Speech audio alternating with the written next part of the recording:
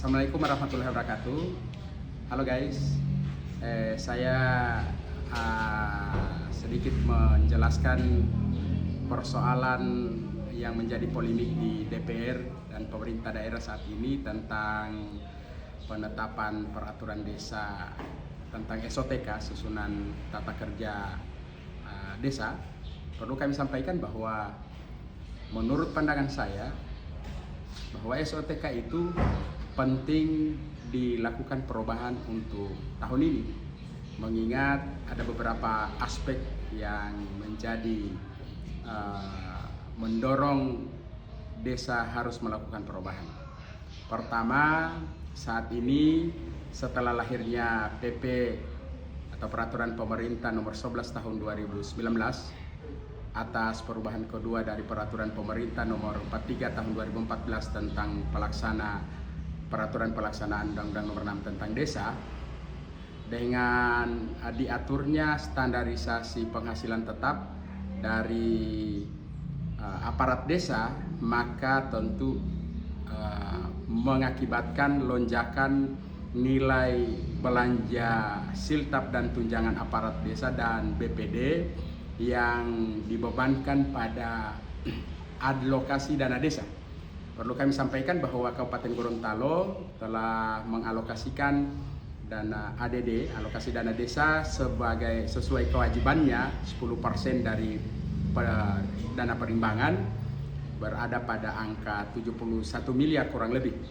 Namun belanja pegawai setelah memenuhi ketentuan PP nomor 11 tahun 2019 itu terdapat angka 68 miliar sekian. Sehingga sisa dana ADD setelah belanja siltap dan tunjangan baik aparat maupun BPD, maka tersisa ADD kurang lebih 3 miliar. Setelah didistribusi di 191 desa, ternyata masing-masing desa hanya dapat memiliki alokasi ADD sisa belanja siltap dan tunjangan berjumlah 2 juta sekian, tidak cukup 3 juta.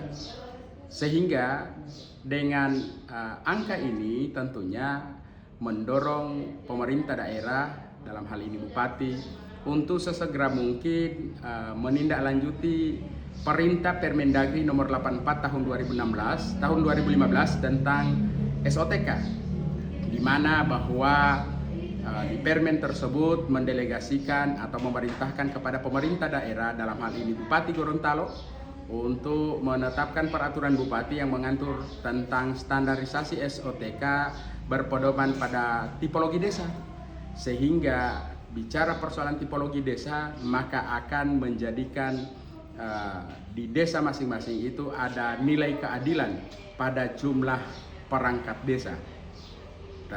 Terdapat saat ini bahwa nilai keadilan terhadap jumlah perangkat desa di masing-masing desa tersebut belum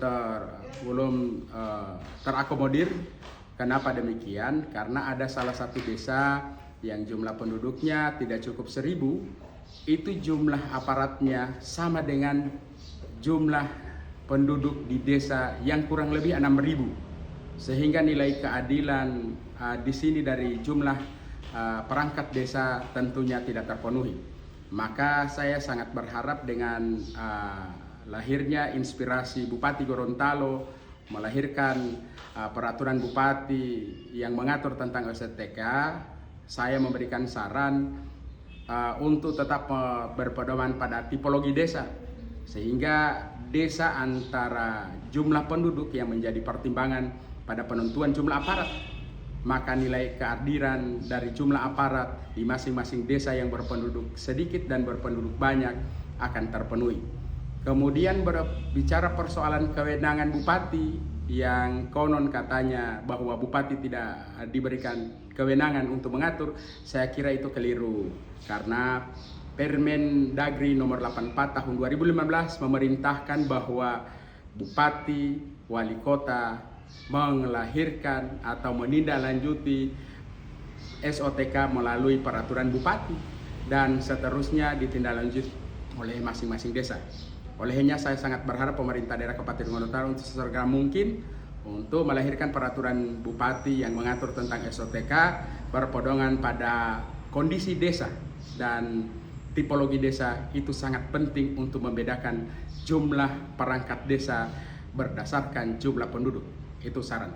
Kemudian berikut untuk persoalan evaluasi perangkat desa yang konon katanya bahwa BKD tidak memiliki kewenangan, saya sekedar memberikan saran dan pendapat bahwa dalam regulasi secara hakiki tidak mengatur tentang BKD adalah bagian dari tim evaluasi. Tapi ingat, kecamatan diberikan kewenangan untuk melakukan evaluasi, sehingga saya berpandangan karena bicara persoalan camat maka dia atas nama bupati. Maka saya memberikan saran kepada pemerintah daerah melalui peraturan bupati yang mengatur tentang tata cara pengangkatan dan pemberhentian aparat desa untuk sekiranya kecamatan dalam hal melakukan evaluasi aparat desa melibatkan BKD sebagai lembaga penentu mutu SDM dari pegawai di tingkat kabupaten. Demikian pula saya juga memberikan saran kalau perlu pihak kecamatan melibatkan Dinas Pendidikan dan Kebudayaan Kabupaten Gorontalo dalam hal mengukur mutu soal yang akan dilahirkan dalam rangka melakukan evaluasi perangkat. Kenapa demikian? Dua lembaga ini sangat penting harus dilibatkan untuk melahirkan perangkat yang berkualitas. Saya kira ini pendapat saya, dan insya Allah kita akan lanjutkan penyampaian ini apabila ada hal-hal yang perlu didiskusikan.